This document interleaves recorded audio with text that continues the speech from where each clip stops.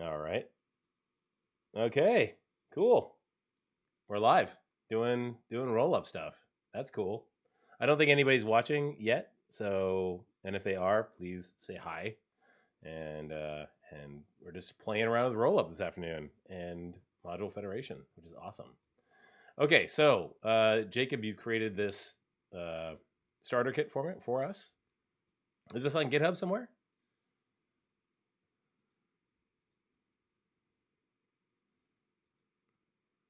Cool. All right.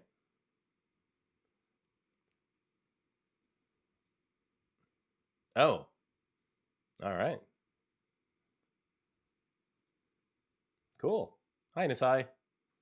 Okay, so awesome. Yeah, let's do this thing. So what do I need to do?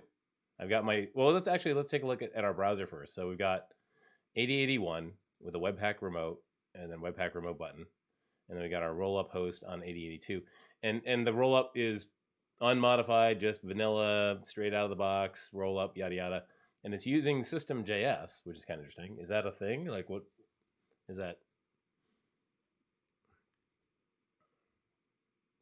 Okay, yeah, I know. I mean, I'm just wondering if like.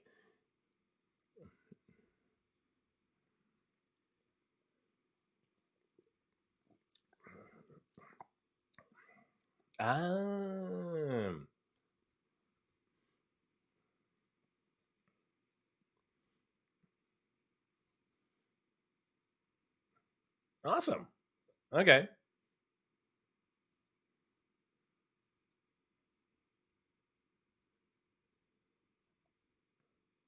Hi, Marius. How you doing?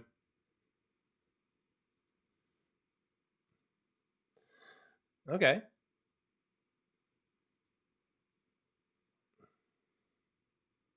Oh, okay. We can't hear Zack. Oh, hold on. Hold on. Yeah, hold on. Okay, Zack, guys, can you say something right now? All right. Hopefully that you can hear that. So if somebody on the stream can tell us if you can hear it, just to make sure. This is the first time that we've ever done this, so you know. Marius, can you hear us? Can you hear Zack?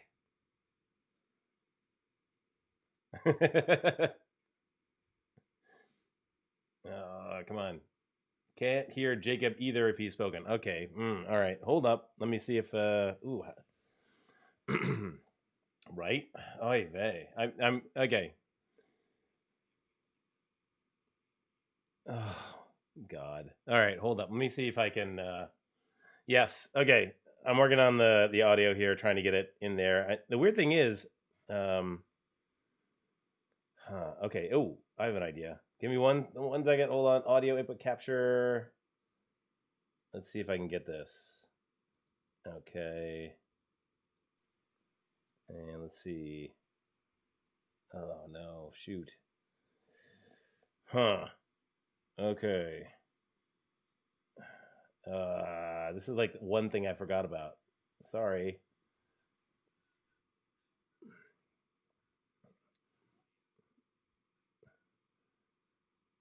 Yeah. So okay, do we have any okay. Do we have any ideas on a software driver again? What is it?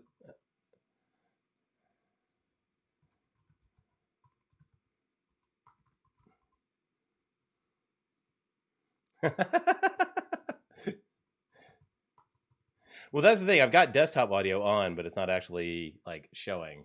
Let me see. Hold on. Let me see if I can. Oh, yeah, that's possible. Right. Oh, that's. Oh my God. Okay. Just unplugging your headphones and see if anyone can hear us. Yeah, no, I mean, I just did like the desktop audio thing. Hold on. Stream. Oh man. Speaker audio through YouTube Live.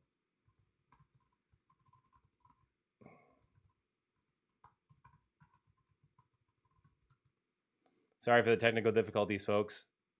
We're working on it. Monitoring audio live in Stream Studio. No.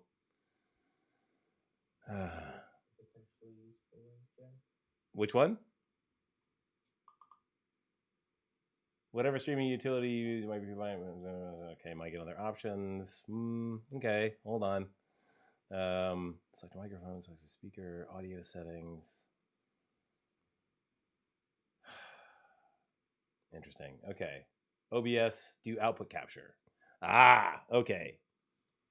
Thank you, whoever that was. Audio. Okay.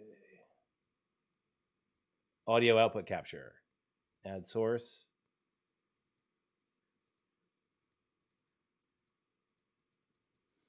I got nothing. Check the Zoom's output is the same as the device you selected. All right, hold on. Your magpie at the moment, I think. Okay, keep talking, guys. So. Right. Sure. Because that's so easy. Just impromptu talk for long periods of time. Just some impromptu talk. Exactly. I guess, yeah, well, we'll fill some conversation with like a possible future idea that Jacob we're talking about. There you go. So with this Rollup plugin, we have like this is hilarious. Limits on we have certain limits on like what we can stream out of it. Or like we have limits on the modules we consume. So we've got like system.js or whatever. But we had this one idea of taking the Webpack runtime, the JSON-P runtime, and creating a new like module type for Rollup. So Rollup actually compiles the JSON-P and uses that as its module loading, which would pretty much that would bridge all the gaps that we have currently. Mm-hmm. And that would build within Rollup. They don't allow code splitting. By the way, I'm just pointing my speaker at that right now, so people can hear you. UMD at the moment, so that would potentially enable code splitting for those targets as well. Yeah, actually, it could, because then we would have the chunk loader. We just have to wire it up, like pretty much the Node runtime template, like how we did that. Yep. We would have the same thing, but a Rollup runtime template. Yep. That would actually be pretty slick. It's just like, oh yeah, so Rollup didn't support this, so we just switched it over to something. We just switched it to a Webpack runtime and had it Rollup power Webpack runtimes. But hey, it would work. Like that'd be pretty slick. And we'd have the full module federation consumer API and the provider one pre-written. We would just have to plug the splits into it. Mm-hmm. And then I think we can actually alias remotes. I don't know if it's available yet, but I think in one of our next things, we'll be able to alias them. So we could even support the like import foo syntax. Nice. Keep on going, guys, because people can actually hear you. Oh, they can? Yeah. Hello, everyone. I've actually pointed yeah. I pointed the speaker at my. So our little riff was actually awesome. That wasn't lost on the ears. Right? Cool. Yeah, exactly. And I do right. apologize to everybody No. on the line. We will get this figured out. Cool. Somehow, I have faith in something. We'll figure this out. Oh my god. All right. So if our audio is working, well, kind of. Well, yeah, your audio sounds a little different. It sounds like you're not going through your custom mic, but you're going through your machine's mic. Okay, I'll gain you up a little bit. Here, keep talking. Oh, yeah, sure. I meant you, like your audio. When you talk to us, your audio sounds... Actually, guys, can you hear that? Can everybody hear that now? Yeah, you can turn it back down a little bit. Yeah? Yeah, that's better. Yeah? Perfect. Okay. I mean, this is the jankiest thing I think I've ever done. But, you know, we'll give it a go, right? Well, we'll know for next time. Oh, no, yeah, we'll work it out. We'll figure something out. Okay, so... All right, so we've got our Rollup host, and we've got the code. So what are we doing? What are we doing with this thing, Jacob? So everyone here should be fairly familiar with Webpack's module federation, but if they're not, what it essentially allows you to do is split out modules into remotes and then consume those remotes and dynamically load those modules at runtime. So it's a pretty cool little thing that Webpack has had for a couple betas now. And if Zack wants to add a little bit more to that, he's actually one of the creators of it. So glad to have him here. Yeah, well, yeah, module federation, it lets us, the easiest way to put it is we can do a dynamic import between separate Webpack builds, and it gives you, all the general perks of code splitting in terms of I don't download vendor code twice and whatnot, but it comes with the added benefit of being able to do things, doing this all at runtime, and it works across any environment. So Node, Electron, the browser, you can pretty much pull code from remote locations or separately bundled applications on demand and dynamically. So unlike most solutions where you have to hard code it up front, you can just slap something on at runtime that Webpack wasn't expecting, and it will understand how to handle it and share code. Mm-hmm. Cool. And there's really two portions to that. There's two concepts that you have to understand. There's one of the host and one of the remote. So a host application you can think of as something that provides vendor dependencies and consumes the separately bundled remotes. The remotes are the point that expose the federated modules. And yeah, so a good way to phrase it is the host is whatever app the onload fires on. So if you're on like whatever.com/home and that's a micro front end, then the first onload that boots up is, the home page micro app versus say the about page, which the home might consume, but it would be the remote. However, if I went to the about page and was serving it from the front, the about page would become the host. And that's kind of the concept we call bidirectional hosts. But a host is the one that's generally consuming the other things at that point in time. Cool. Yep. All right, I'm excited. So let's get this going. So I'm over here in the Webpack config for the Webpack SPA, and this is very familiar to folks who've been playing along with the home game on Module Federation plugin, except that instead of var, we have system right now. So we usually do var, but now we're doing system.js, which is really cool. And everything else is some new options we've seen. These came out with beta 18, but there's not unique to this example. I'm thinking. Yeah, we've got this example in Module Federation examples, and yeah, it's pretty standard. Like singleton, React singleton is something you pretty much always want, and then you can choose eager or not. Eager just means that it's loaded in main.js versus it's chunked out. Yep, sounds good. Okay, so what am I doing? Am I tweaking Rollup SPA here, man? Yep. So our Webpack build here, as you saw, exports the button. Yep. So we're going to want to render that in the SPA. Yep. If you pull up npm and actually take a look at the plugin that we're going to install. Okay. It's at module-federation / Oh, I see. Okay. npm.js. Yeah, just search Module Federation and you'll see Module Federation. And then you'll see something with Rollup in there. All right, hold on. Rollup Federation. I like it.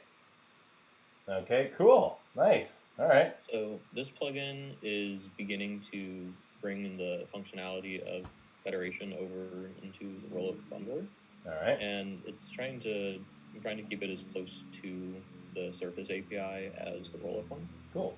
So right now, the plugin only allows you to act as a host at the moment. You cannot currently expose your own modules, but that's something we're currently looking into. So pretty much Rollup can be the host, and it can consume federated code from Webpack right now.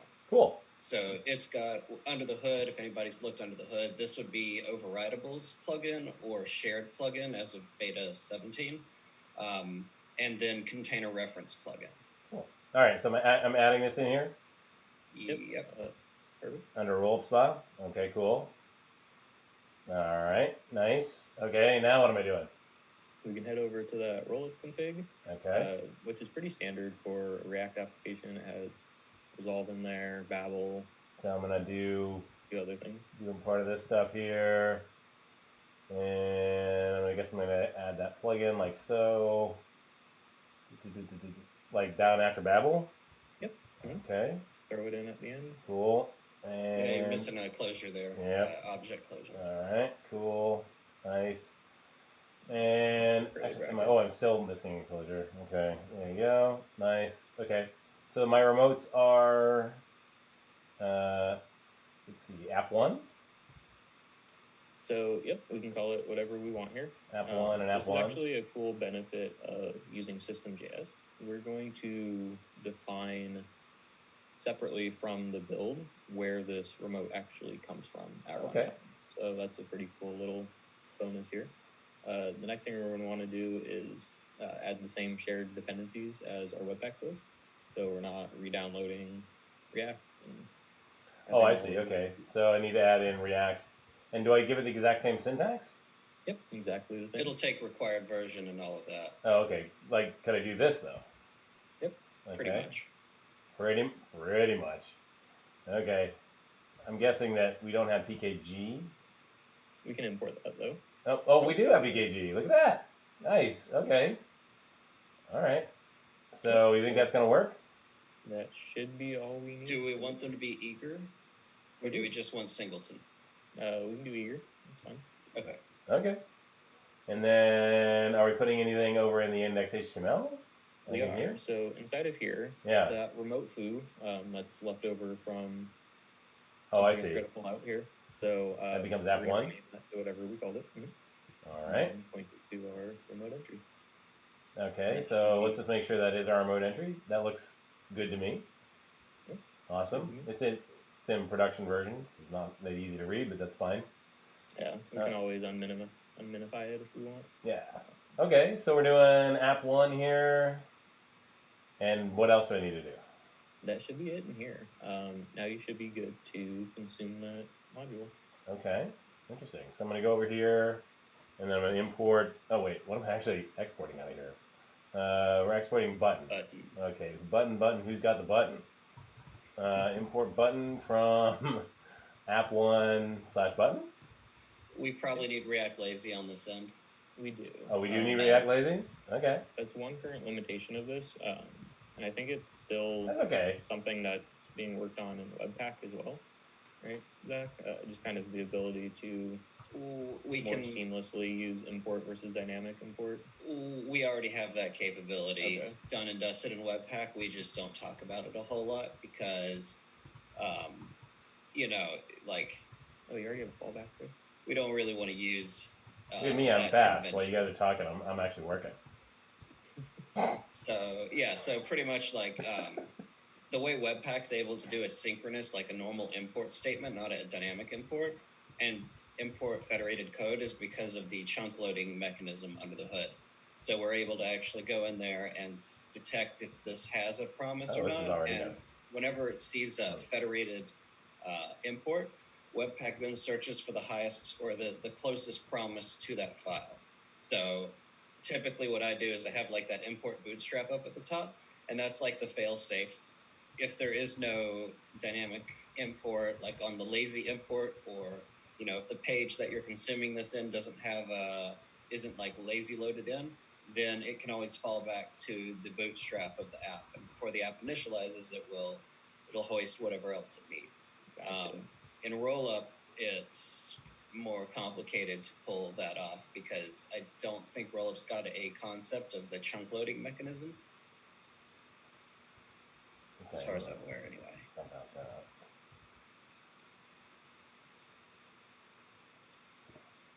So it looks like we had some recursion in there. That shouldn't have happened. Yeah, maximum call size exceeded. Let's see what's going on here. Ensure. All that stuff. Let's just view the source of the ensure call. All right.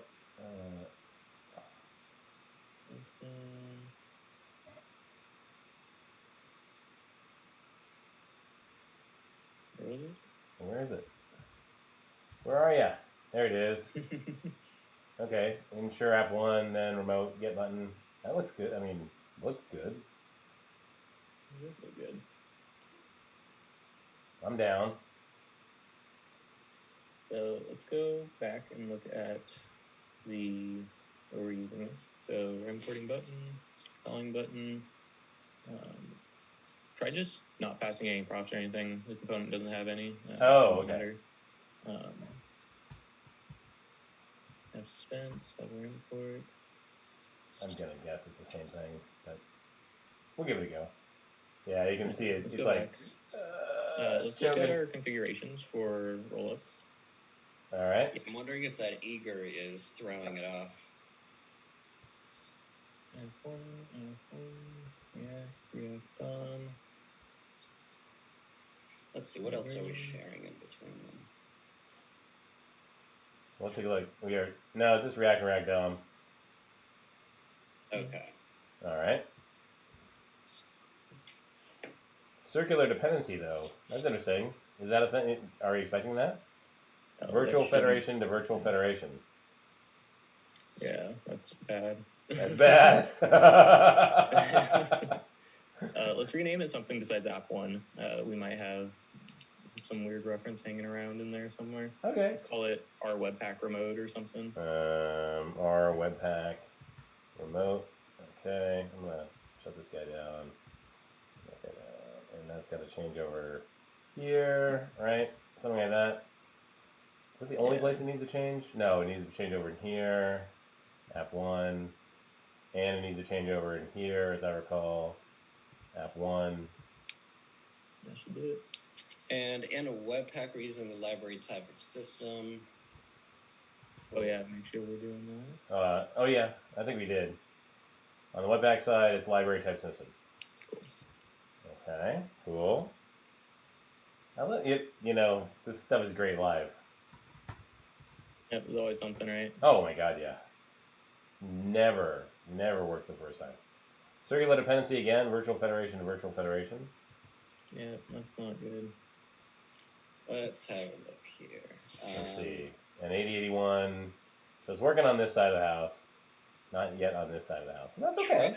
Try for your remotes, call it like foo, or like call the key of the remote. Don't make it the same as the value. Oh, okay. What we might be doing is it's having collisions because the thing is registered as app 1, and so there's already a window.app1, but because this is system.js, it might mess with the global scope. So if we call it, something like that. Oh, there you go. Look at check out the big brain on Zack, man, right there. Well played, sir. Yeah. So what's our hypothesis on that then? It's the way that the plugin works. So okay. Under the hood here, to enable this, essentially what I'm doing is creating a virtual module within the Rollup build. And that virtual module, depending on how you reference and the options here within your shared, will either dynamically import or import from just require it synchronously within the virtual module, and that's how it does the shared mapping. Okay. The dependencies, as well as deferring the loading of these remotes to the underlying target system. So like in system.js, it defers it to system.js, but theoretically you should be able to change the target of your Rollup build and Webpack build to things like UMD, and you should still be able to have the successful dynamic imports. That's really cool. It really is. Yeah, it was actually a really simple, easy way to accomplish it, and I was very surprised that it worked. So let's see. So it's getting a remote entry, and then it's firing off to 921. This looks really clean, and it's not going in great. I think 921 is probably just. That is what 700 bytes. Yeah, it's only 700 bytes. I don't think React is 700 bytes. No, this is just the button. Yeah, just a bit more, just a touch. But it's really nice. Like this example articulates like really well the whole system, because now we can see clearly what's Webpack and what's Rollup just based on how they're emitting their chunk names. So I can see, cool, 97. I know that's from Webpack because that's just how Webpack generally output stuff in production mode. Yeah. Is there a way to get it to ease up on that? I mean, I'm guessing there are. There's configurations for everything, so yeah. Yeah. So you can just do what is it called? You can do chunk names, and you can do like hashed file name or something like in the output. You can do pretty much that, and it'll work. It's just the default is it doesn't hash them, but like in reality, you usually put either content hash or chunk hash on the emitted or the output file name and chunk file name. Cool. And all right. So what's the potential for right? So what's the potential for it doing exposing then? Like, how's that going to work? It's something I still need to really look into more in depth. One of the most challenging things I think in implementing that within the plugin system and Rollup is just going to be their lack of support for like multiple like chunking. Like the chunking isn't built into their plugin system like it is in Webpack to be able to dynamically generate new ones yourself. It really relies on just within the code where you're using your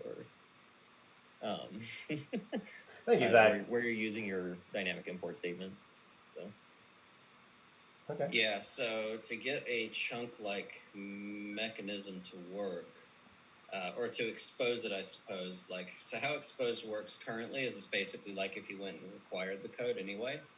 But I think the chunking is the trickier part here. So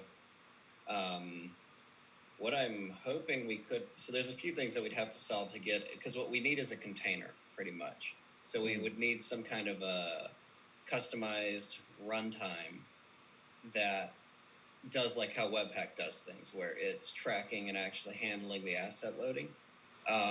So if we wanted to do that with Rollup, it would have to be like whatever we import or whatever we expose would have to kind of be code split out.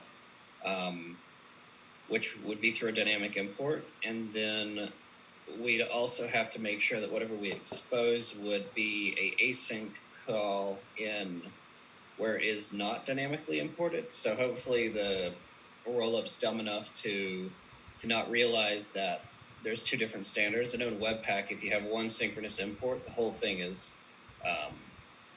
made a synchronous chunk. But hopefully how this thing handles chunk loading is it would just add it to the top of the page and initialize it like normal, like how it currently does like an async import or whatever it's doing an async import with. Mm-hmm. So yeah, we would probably have to take an approach like that. And then for getting the container itself, there's a few options we could do. One, we could just upgrade the Webpack ESM plugin that's out there. I mean, I think it's like 2 hooks that don't work on it. So we could just upgrade that to V5. Or I know that there's the experimental option in Webpack, but I don't know if that applies to the browser yet. And then there's also, what's the other possible condition that we could do? Oh yeah, so the condition that I would most love to see is we just take the JSON-P loading convention from Webpack and copy and paste the current remote entries container into some Rollup module. So we actually proxy at least the exposing aspects of it through Webpack JSON-P. And we pretty much take Webpack's runtime and shim it into Rollup's new remote entry that it would have to create.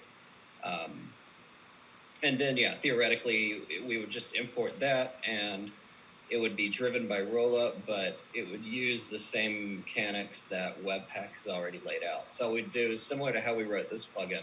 All we'd really have to do is say, create the template like you did here where you got container reference working. We would essentially do the same kind of thing, but we would just use more of the Webpack-based runtime. It's also kind of a similar approach that we would take with, say, Webpack 4. But Webpack 4 still has the JSON-P loading, so it'd be a little bit more than that. But more or less, that kind of concept could probably work. Yeah. Another approach that I was thinking about is just potentially doing like a double pass on the build and just within the Rollup plugin instantiating a new Rollup instance with a custom entry point that we generate. Might be a little easier to get off the ground doing something like that, but we wouldn't get the benefits of like the JSON-P loading between the different builds. But I think also the JSON-P loading is a generally intricate piece of code. so yeah, I mean, if there's an easier way to kind of just bootstrap it, then I think an easier solution would be the route to go. And just get the thing loading. I think the only issue we're probably going to run into some complexity around is, say, the version sharing capabilities, where we can do semantic versioning at runtime like Webpack does, and then making sure that if I have two rollup bundles on the page, both rollup bundles don't load the same, dependency that another one has. So the, internal sharing architecture, where we have this bidirectional sharing. Whereas right now with Rollup, we can consume Webpack Federation. But if we were to, say, put 2 or 3 federated modules on the page, I believe Webpack would actually still handle it because it's all in the remote entry. So it should attach to share scopes and stuff like that through the omnidirectional host system. But Rollup would not necessarily be aware that Webpack put React on the page for it or something like that. And so that's the angles that we have to look at, is like anything that we're going to put in shared, we would also have to include a condition like, tap into the Webpack share scope, check if the share scope has this dependency available, and if it does, then don't dynamically import React, and instead use the one already attached to the share scope. Mm-hmm. Yeah, definitely. I think a lot of that is going to be, so like currently the sharing is handled by just using dynamic imports within the virtual module that's generated. And that defers the actual loading of everything in the caching and reusing of imports within the runtime in the browser to whatever the target is for Rollup. So like that's why I targeted System.js, just because I'm familiar with it. But if we just added the JSON-P loading capabilities to a new target within Rollup, then I think a lot of this concern could potentially go away. So that would probably be pretty big changes to the Rollup core. Yeah, that's the one. I mean, that's the one drawback with Rollup, is it's very simple, and we were able to bootstrap some pretty, cool stuff right off the ground. But I think Rollup is largely, well, I might be misquoting here, but from what I've read, like the Rollup plugin system, where a lot of these things kind of work off a virtual module kind of architecture, and you kind of use template strings and stitch things together with imports inside of them. You kind of shim extra capability onto it, which is more, Webpack is basically just a bunch of strings with fancy template tools around it when you're actually writing like runtime templates. But the parser would probably be the bigger area of concern. We don't have the dependency factories, and we can't factorize things the same way that we do in Webpack. So that's probably where we're going to have issues, is just like in the parser aspect of it. And if it's in the parser, there's a good chance it's probably core compiler stuff. I don't know how much parser hooks we have access to in Rollup. Yeah, I'm still personally just diving into the plugin system within Rollup myself, so this is my first real foray into it. Well, this is pretty cool, I must admit. The ability to at least consume is a very good starting step for any other compiler out there. And we've got, the same Surface API, and it really just comes down to the interface and making sure that, because it doesn't really matter what each compiler uses, as long as window get will return a promise with a module in it based on whatever you expose. So, beyond the parser aspects, like we could probably hack it together with just like a big loop, or something, or even the second pass kind of concept, and we just loop over the like shared options or the shared array, or not the shared, the exposed file set, and we create the dynamic imports for that. And then we'd have to read that back into the system probably like you're saying on a second pass and correct everything that we would need to. But that would get us a good portion of the way there, I think, is if we've got kind of like the Webpack 4 shim, where I just use require context and I point it at a folder and the entire components folder becomes exposed. Yeah. So, we could kind of refine something similar, but yeah, it will be a little trickier, I think, to do it without the strength of a parser that can just read this stuff and understand what is where. Because we're kind of reliant on a little bit of AST and some Babel or, something like that to figure out what's where. Mm-hmm. And yeah, I guess the one core benefit of Webpack is it kind of does all of the AST and figuring that stuff out lower down in its class chain. So by the time that we get it in, say, like a dependency or a module, our module is, it's kind of already broken out. Like, what is the request? Where does it come from? What type of request is it? It just has like rich data about everything that you're consuming, so you can understand what it is, where, and how it's used. Mm-hmm. And then you just, kind of create some strings more or less in an object. But we might have to do a bit of that heavy lifting inside of Rollup somewhere, or through a very strong plugin, if it can. That's I guess the one caveat there. All right. So while you guys have been talking, I've been doing like a sidecard on this just to get it outputting some stuff. So now I've added a header to the Rollup SPA project, and I've shared it out, and now I'm bringing it back into the app, and I'm going to see if it works. One thing you have to do is on that new sidecar project, you're going to have to update the target system. Look at you. And you've been watching along. Look at you. All right, cool. All right. So I think one thing that's really cool about this is we can update so we have to update that system, but we'll still have to check and see if it even works. But actually, let's try it on this. Let's build it with the pretty much with just module federation set to system.js and not the output target library set to system.js. Oh. So let's see, because then what it'll consume theoretically is the Webpack runtime that's written in system.js, and it should keep it isolated. So if that's possible, then you could build stuff with JSON P loading on one end, and the only thing that's different is the remote is compiled into system.js for Rollup to consume. But Webpack is still running in there because it's still a Webpack runtime. It's just it uses the system. What is it? System register syntax. So do you think I need to like React lazy this? Oh, always. In Rollup, it has to be React lazy. If this is Webpack, it doesn't. Oh, look at you. This is Webpack here, so. Oh, this is Webpack? Yeah, we're back in Webpack land consuming. Let's React lazy it. Right. It's just less problematic. Like if we don't have an import bootstrap with the async boundary somewhere.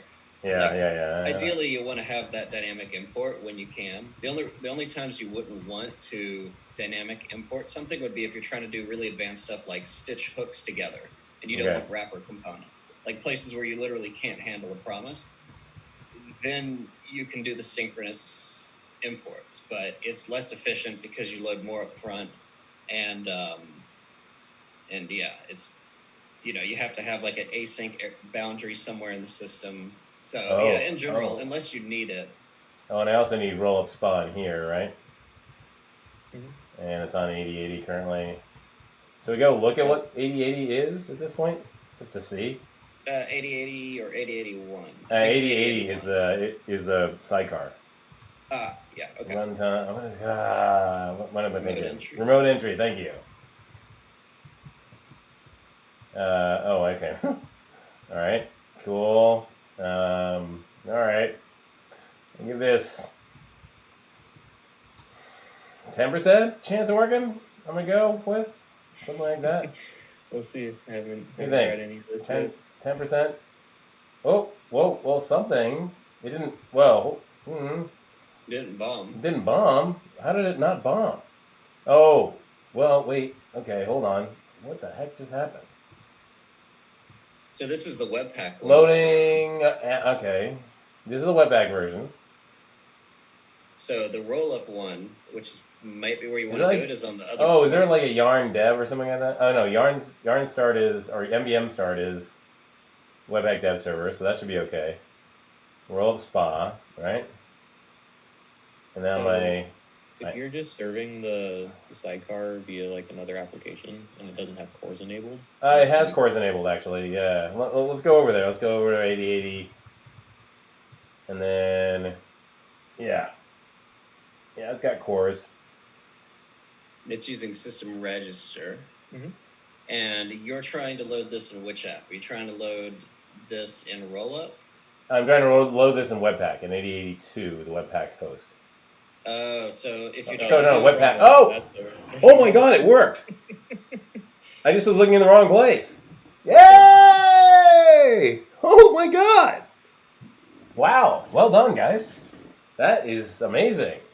So Jack, let's recap. Explain like Yes. what you did here. What? Yes. You are in what, and it's loading from who? The and zaniness, what's the yes, chain okay. Of loading here. Let me close all this and we can walk through it in non-insanity mode. Okay, so I use my my starter kit. So that's over here, the starter React. Just, really simple Webpack 5, starter, beta 18, all that. I use it in like every video I do. And I deleted it, pretty much all of it, except for the Webpack config that gives us basically, we wanted an 8080. We basically use Babel loader. I moved the Babel configuration out of the Babel RC because I don't think you have a Babel. Oh, we do have a Babel RC in here. Okay, that's fine. Could have done that. And then I got my module federation plugin. We changed it over to type system. And we did remote entry as always. And then we exposed header from going back up and then down into source header, which was over here. Didn't exist before. Now it does. And we could probably bring it in here just for, consistency's sake.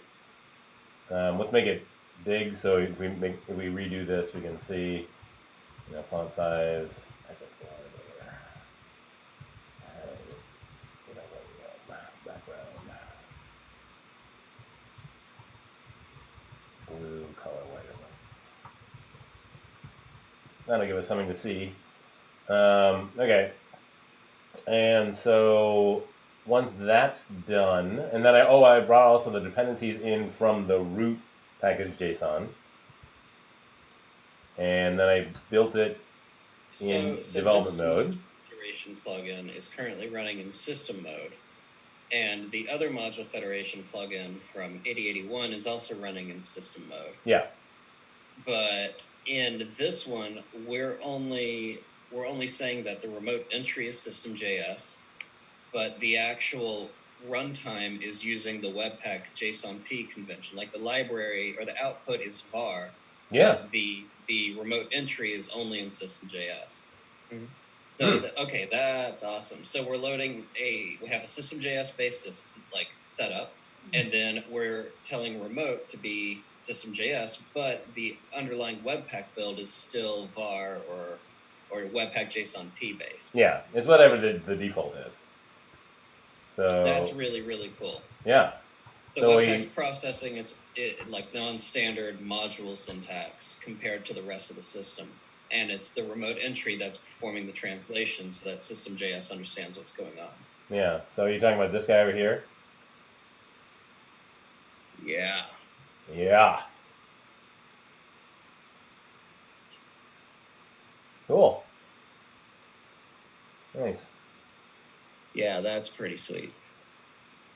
Yeah, so you should also be able to import that sidecar build in the Rollup project as well, right?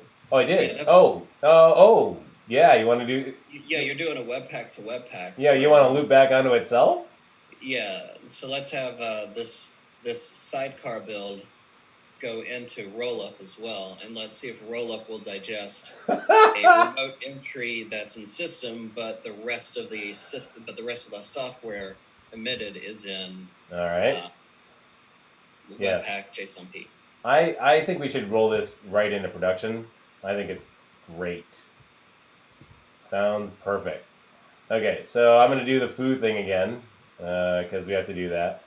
And now I'm guessing we also have to do. We have to go over here, and it's.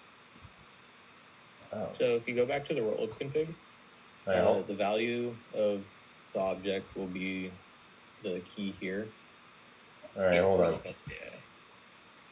What the? The value Okay, of it. Yeah. Cool. What? Yeah, you got it. I got it. Okay. What the who? What the where? Okay, so now we got header. And assuming I haven't actually broken it by adding some styles. I'll certainly hope not. And now it's foo, roll spa. I mean, can we fix that? Like, is that a thing? The what? Like the need to do the foo thing? You can do it on the opposite side. So you could put rollup spa on the key of the config and then like something else on the right. I cannot believe that that's running in the rollup host. Wow. So now we don't even need so now we don't even need to output system.js anywhere in Webpack other than the remote entry, which will be written as a system.js remote. But it's still standard Webpack. Like the host mode of Webpack couldn't be typical, whatever we set it to, var or whatever. Yeah, var. And it would still run using the normal Webpack convention that what is it, Create React app uses. But the remote entry is now emitted in a compatible format for consumption in a different loader system. Yep. So that's super cool. The fact that you don't have to go to system.js on all your Webpack builds. You can just build them however you want, and all you have to do is make your remote entry be system.js compatible for that host who runs system.js. But the other hosts who don't can run modern standards or whatever. Wow. Okay, that's so awesome that it works. Yeah, neat, right? This is one of the reasons I love Webpack. Like, we could just output like a little head runtime piece that's in system.js, but we don't actually change the way it's compiled or the way the chunks are handled, and that's all still native normal Webpack. Yeah, that is cool. That's cool, guys. Well done. This is really neat. Geez, that's awesome. I didn't anticipate that to actually work. Like, in theory, I knew we would probably be okay, but I still had, a lot of expectation for it not to run. It's funny when I thought 10% and it was I was just in the wrong window. It actually did work. It was just totally crazy. Wow. Yeah, I was like, that port doesn't look like the right port because this is the sidecar on 8080. Yeah. But yeah. That's crazy. So yeah, wow, this is pretty neat. So I think with this, if you go back to the sidecar build, you could potentially add like another instance of the Module Federation plugin with a target of var, right? And that would be consumable by everyone else and still under the hood. The same exact output chunks as the system one. Yeah, you just like make it different, like var remote entry. Yeah, make it var remote entry and then change that to just var. Yeah, that's not going to continue to run, but if you, you did copy it, yeah. So that should potentially. Which one? Oh wait, that's the sidecar build.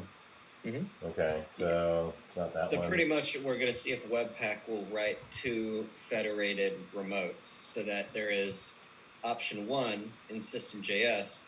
Oh, so if that's possible, then what we should do is turn the library into an array. Yep. Like inside the Webpack core, so you could just specify the targets that you want to consume. Wow, then you could combine the library and hold file on. name. Hold on now. Conflicting entry option file name. Remote entry versus var remote entry. Scroll up a little bit.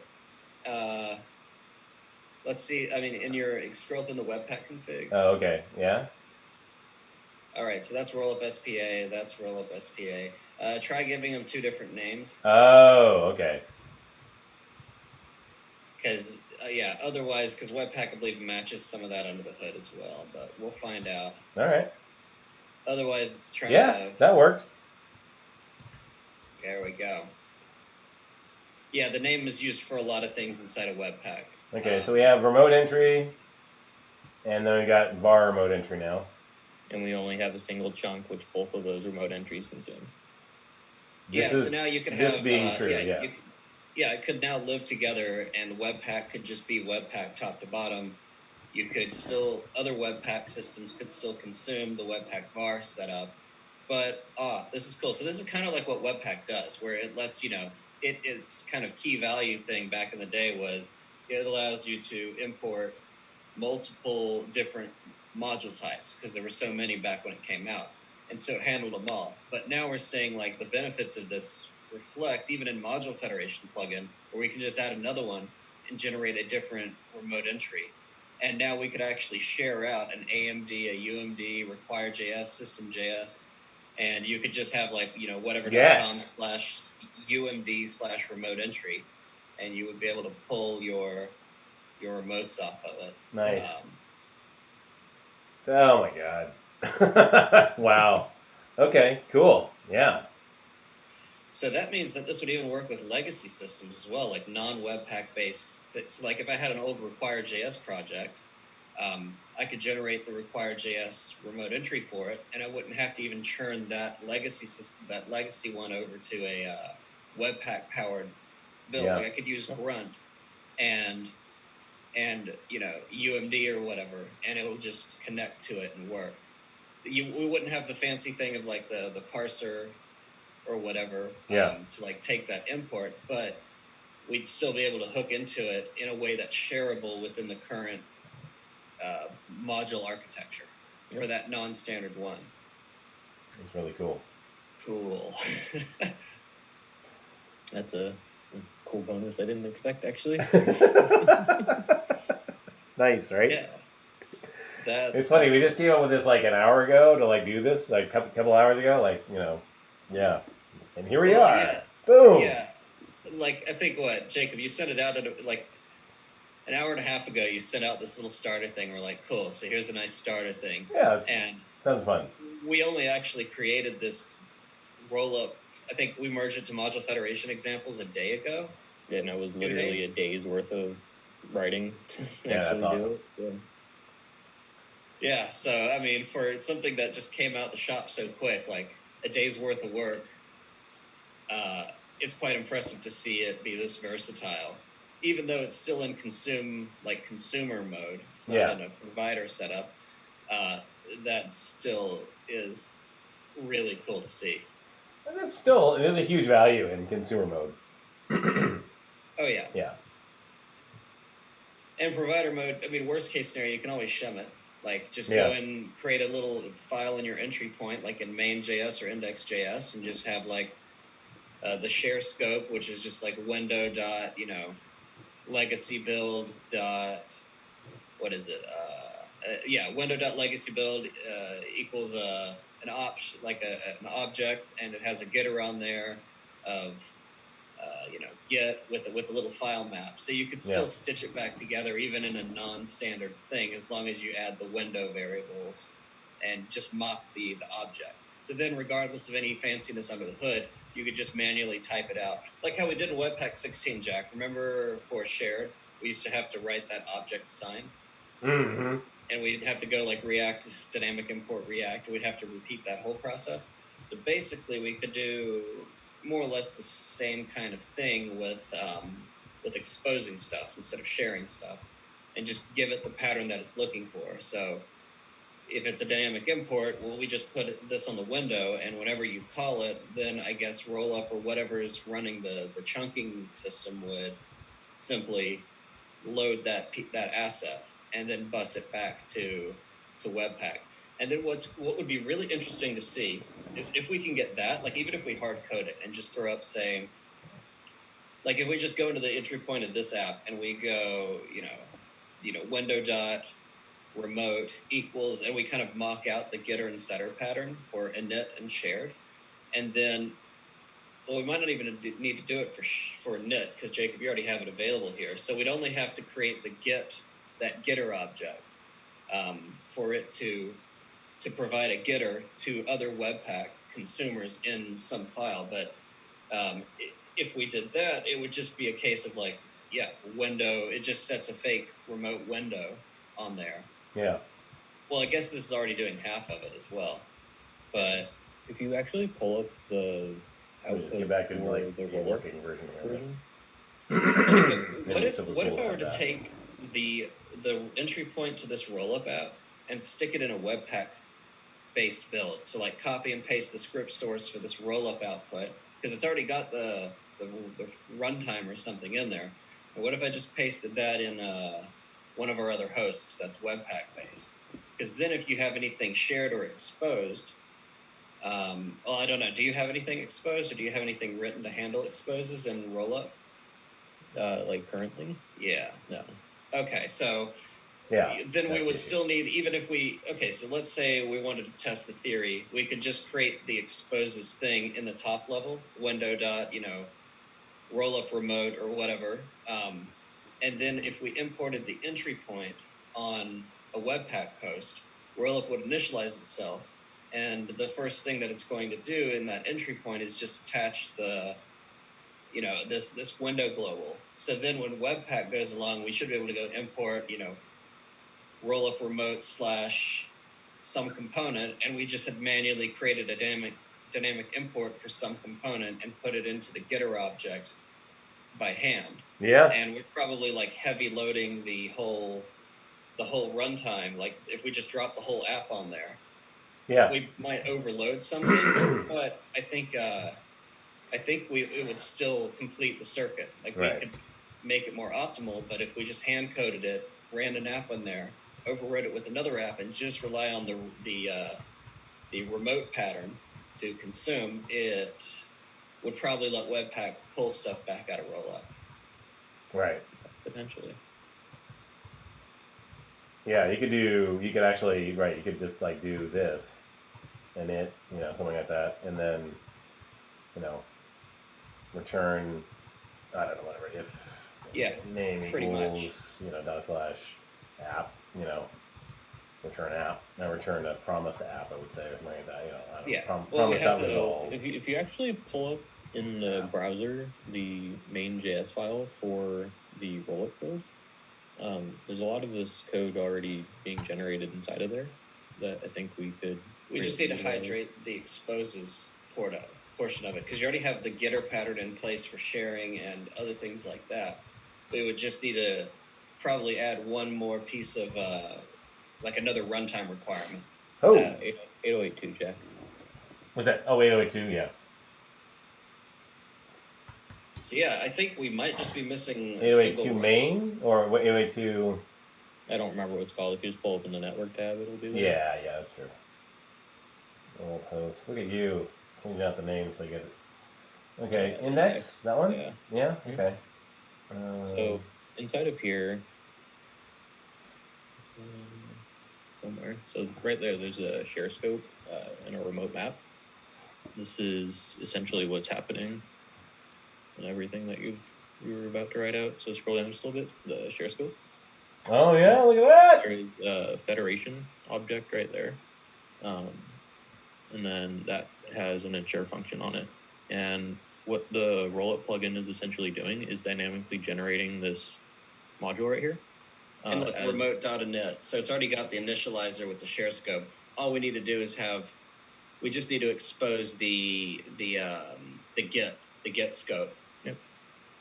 And then it would already be there. Like technically if I go window.remote, I don't know if that exists currently, if like we bound it to the window, but it's either like system.remote or whatever. But if we went to track down this file, it's probably attached to the window or some global scope that we could access. It's well, that's the thing with Rollup, and the cool thing about doing this module generation the way I'm doing it is we can just literally say use import statements in the generated code, and they get mapped to what you see here. So within the share scope they get right there, the plugin under the hood is saying I'm going to add a dynamic import statement here, and then Rollup itself, based on the target, replaces that with, in this case, it's system.js, so the module.import. Right. So like all of that is handled under the hood, and we don't have to take that into concern, which is really nice. So all we need to do is add this for exposes pretty much. Yes. Like exposes and basically what's in share scope, we create a copy of that and we just add the other half of the Webpack runtime requirement for consuming. And then if we just drop index.js on the other page, then this would be our remote entry. It would be like kind of like a bidirectional host or omnidirectional. It's both a remote and a host at the same time. Yeah. So essentially the last part would be to code split this out, which is, I think, going to be the trickiest portion of actually like writing this plugin, just because of the Rollup plugin API, like creating that dynamic chunk for the remote entry. But but Rollup must do some kind of split. It's not just one single bundle. Like if we go and look at shared is, like I can see React separate, and it's not 435. So that wasn't already chunks. Rollup actually didn't handle that in that case. Oh no, I think that's an external unpackage. Damn. Let's see. All of their chunking, from what I've explored so far, is like buried deep within the core plugin. Sorry, I'm just here's a little Rollup code splitting starter project. Got no idea how it works, but it's just based on the import statements and where they're located in the code. Rollup setup. hundreds core handles all of that via like AST parsing. Yeah, it uses module and no module, but format system. Oh, okay, and format ES. Okay. But still, if that's able to do it, then all we need is the entry point. Even if it ran in ESM mode, it would still work as long as we have at this interface level a get, which tells Rollup to do whatever. It could even be an ES module load or whatever, but pretty much when I execute this function, you're going to return another function for me to execute. But instead of executing it, we're going to stick it into the like remote module for Webpack to cross call. Yeah, definitely. The only thing we need to handle then is we need interoperation on pure modules versus the Webpack module, which is that symbol ES module true. But like we can manufacture those. I've created them before. Like for dynamic remotes back when Webpack 16, we just literally returned an object with ES module true on it. and I had to handle that case in here already, actually. So then we would just be performing the reverse, which Webpack might handle just already for us. Because if ES module true isn't there, it should fall back to just like common JS, which would just be like exports, and it would just search for the exports. So yeah, I think we could pull it off in a less efficient manner, but based on what we have here, it looks like we're just missing one function set to at least start testing the theory. I'll play project manager. When can we expect this? I mean, shit, we got other stuff on our plate. There's dashboard. Streaming. Right, there's only a little bit of stuff going on right now. I got to redo the entire dashboard data model. No big deal. Yeah, our bandwidth isn't exactly unlimited, unfortunately. Yeah, fairly. But, I mean, I would say, like, Jacob, we spoke about doing, like, one of these various patterns, and I think the kind of conclusive number was about a week's worth of work to get something. I think if we go with this, like, manual pattern and a couple hacks in between, we could probably get an alpha out there that's not as elegant or slightly more wasteful on bandwidth, but would still let you get the same, remote capabilities, the bidirectional host setup that we have in Webpack. That's really cool, guys. That's great.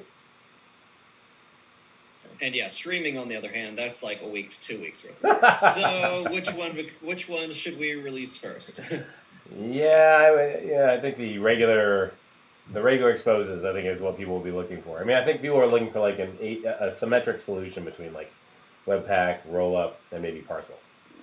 Yeah, Parcel will come to the table from the last discussion we had. Nice. They ran into an issue where the author needs module federation at work. So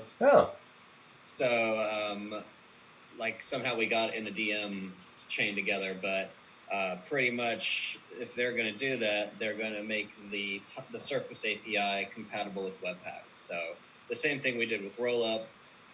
Parcel will look at doing that, but we might be able to do it inside of the Parcel core. Possibly help with that if anyone in our organization has Parcel knowledge. and module federation knowledge, then we could probably kind of do what we did with Webpack, which was help them build it in. Well, this is fun. Has been great. I think it sounds like we're wrapping up. So, all right. Have a great weekend, guys. Thank you. In the chat down there. What's that? I see you like calling in the chat down there. yeah. It's been fun. You know, Nasai is awesome. Thanks, guys, and we will get the audio situation figured out and not do this janky stuff next time. But let's do it again when we get this. We get the exposes thing figured out. This would be awesome to do it again. Yeah, definitely. All right. Totally.